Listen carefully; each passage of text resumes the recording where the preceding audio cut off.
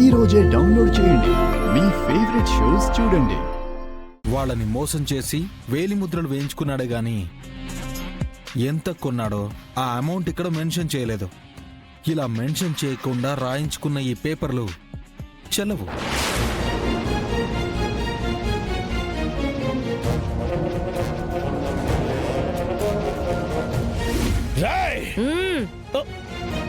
న్యాయంగా అయితే నిన్ను నిలువున చీరేయాలి. ఇంకొక క్షణం ఇక్కడున్నావంటే నేనేం చేస్తానో నాకే తెలీదు.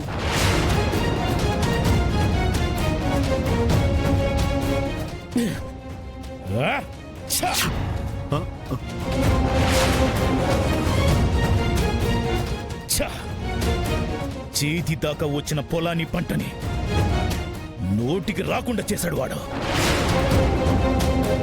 అయినా లాయరు వాడు పాయింట్ పట్టగానే నువ్వు కరెక్ట్ అనుకుండా ఏదో ఒకటి చెప్పి వాణ్ణి పల్టి కొట్టించాల్సింది కదా లాయరు. ఆ రైతులందరూ వేలుముద్రగాళ్ళు, కానీ ఈజీగా మేనేజ్ చేయొచ్చు. కానీ ఆ కుర్రాడు సెక్షన్స్ అన్ని తెలిసినవాడు కదా, ఏం చేస్తాం? పైగా వాడు మీ ముందే పేపర్లన్నీ చించేశాడు. అసలు ఎవడు వాడు?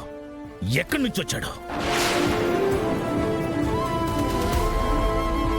అయ్యా, ఇప్పుడే అబ్బాయి గురించి ఎంక్వైరీ చేశాము. ఆ కుర్రనాయలు అన్నపూర్ణమ్మ గారి పాత బంధువులట.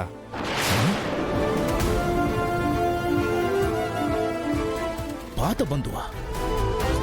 అవునయ్యా, వాళ్ళకి అన్నపూర్ణమ్మ గారికి సంబంధాలు బాలేవట.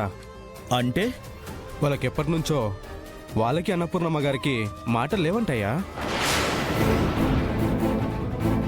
పంచాయతీలో చివరి వరకు వాడెవరో కూడా అన్నపూర్ణమ్మ గారికి తెలీదంట. చివరికి తెలుసుకొని ఆవేశపడిందంట.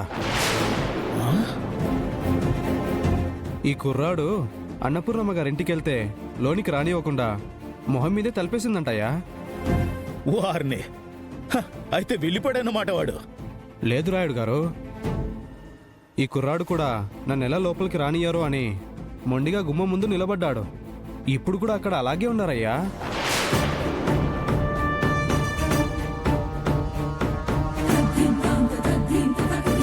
రాయుడు గారు, లా పాయింట్ పెట్టిన ఆ కుర్రోడ్ని లాకప్లో పెట్టే ఐడియా వచ్చింది. ఏంటదే? ఈ ఊళ్ళో మీకు ఎదురు నిలబడే మొగాడే లేడు కదూ? కరెక్టే కదయ్యా. కానీ ఆ అన్నపూర్ణమ్మ దగ్గర మాత్రమే మీ పప్పులు ఉడకడం లేదు. అవును, ఈ ఊర్లో నేను ఏది చేద్దామనుకున్నా ఆ అన్నపూర్ణమ్మ అడ్డుపడుతుంది. అయితే మన వాళ్ళని ఈ రాత్రికే గుట్టుగా పంపించి ఆ అన్నపూర్ణమ్మని ఫినిష్ చేయించండి.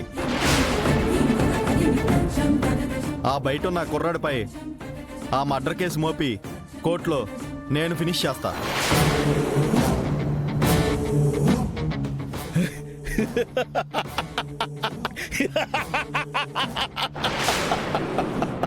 లాయరో, సూపర్ ఐడియా ఇచ్చినావు కదా. ఒకే దెబ్బకి 2 పిట్టలు. ఆ అన్నపూర్ణమ్మ చస్తే ఈ ఊర్లో ఇక నాకు తిరిగే ఉండదు. పొద్దున పోయిన పొలాలు దాని తద్దినం కల్లా నేను తెచ్చుకుంటా. రాయ్, వెళ్ళి మీరు ఆ పనిలో ఉండండి. అలాగేనయ్యా.